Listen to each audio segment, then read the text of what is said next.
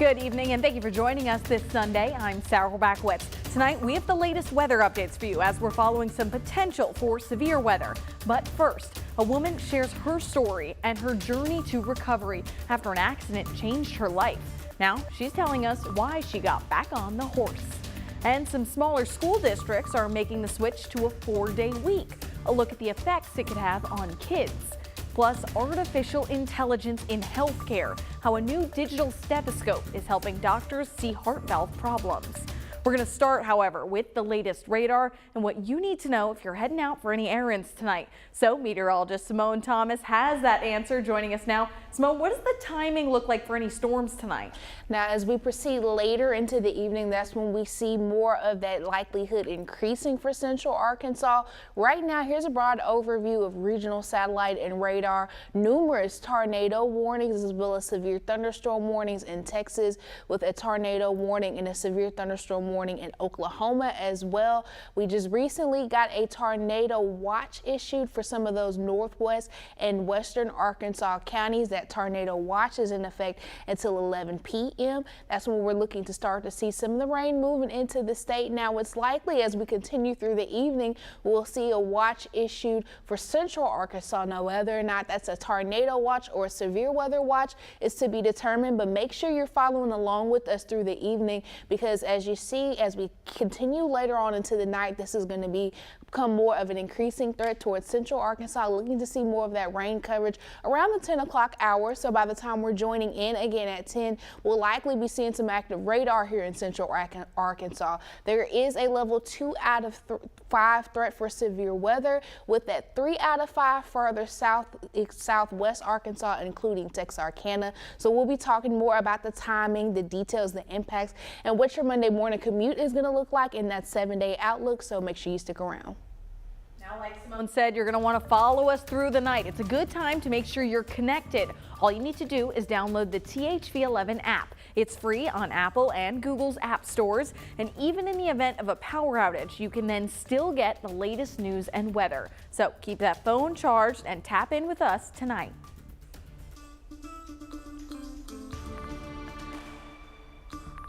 The road to recovery isn't always easy. Tonight, a Little Rock woman shares her journey after an activity she says once put her life at risk is now the very thing keeping her alive. THV11's Rebecca Brown has more.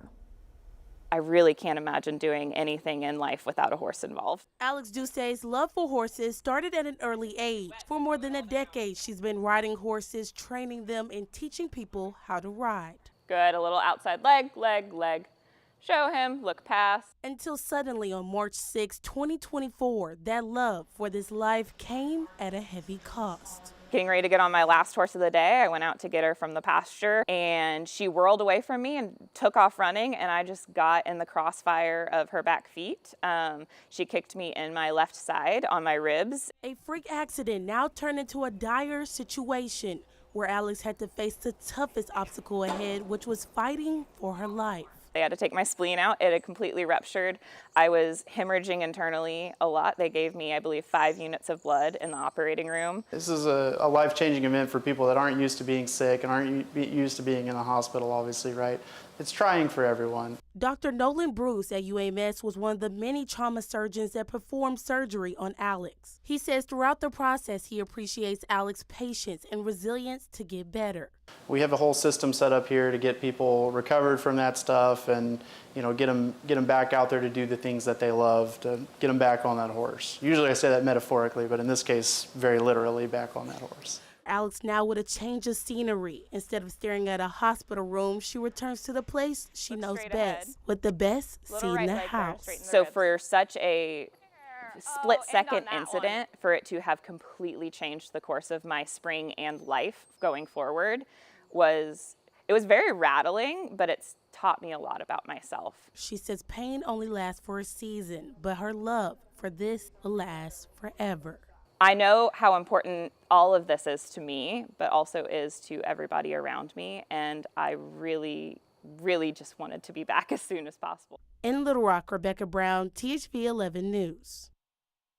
A heads up to commuters this week who will be traveling on I-30 starting tomorrow morning at 8 through 5 at night. There will be some lane closures that you'll have to look out for. RDOT says the lane closures will take place in Little Rock and North Little Rock. They're asking drivers to be especially careful in and around those work zones. Some overnight lane closures will also take place from 8 p.m. through 5 the next morning. The Downtown Little Rock Partnership wants to know your thoughts about a new mural. Officials are discussing ways to design a ground plane mural in the city's SoMa district. Members of the Public Spaces Committee chose 3 finalists to produce concepts for the space. Now you can pick your favorite. The survey will remain open through May 5th, and community members can also sign up to help install the artwork during a celebration in June. Now allergy season is here, and I know a lot of us are feeling it, but some might have more symptoms than others and have more allergies than others. New studies show minorities have a higher rate of food allergies and have a harder time being seen by doctors. We have a community health worker who is in the neighborhoods of Central Arkansas in Little Rock, building partnerships, collaborations, and opportunities for support of the food allergic population in Little Rock. Tonight at 10, THV11's Faith Woodard shares how one organization is working to make healthcare more accessible.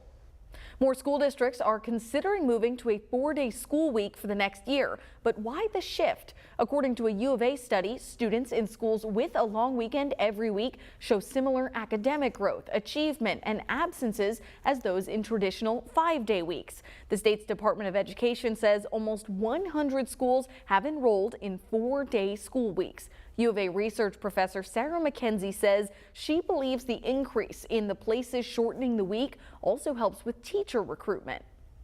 They were using it as a way to recruit and retain teachers, and they feel like it will help teacher morale and make them maybe an interesting place for students to want to go to school and increase their enrollment.